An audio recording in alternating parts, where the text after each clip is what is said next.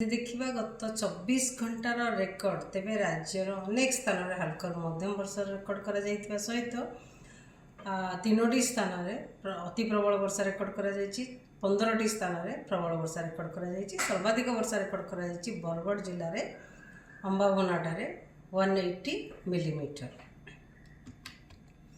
आज पर्यंत जदि देखा वर्षार परिमाण 1 जून रु नहीं 2 जुलाई पर्यंत तेरे टोटल वर्षा है 150.9 मिलीमीटर, जहाँफल कि वर्तमान आमर 34% डेफिसिएंट रही पूरा राज्य में। किंतु ढेंकानाल एक्सेस रेनफॉल रेकर्ड कर केन्द्रापड़ा, जगतसिंहपुर, कटक, नयागढ़, कंधमाल, बौद्ध और सोनपुर जिले में नॉर्मल रेनफॉल आज पर्यंत रही। अलग जिला गुड़िक डेफिसिएंट रेनफॉल रही।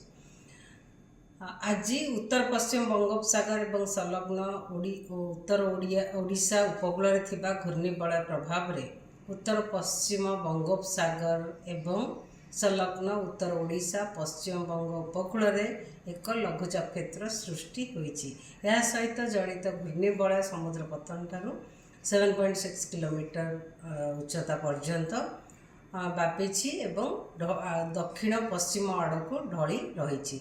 आगामी 2-3 दिन मध्य आहरी अधिक घनीभूत होबार संभावना रही। 3 तारीख कि राज्य में अधिकांश स्थान में हल्का मध्यम वर्षा रहा सहित प्रबल अति प्रबल एवं अत्यंत प्रबल 1-2 स्थान में रही संभावना रही।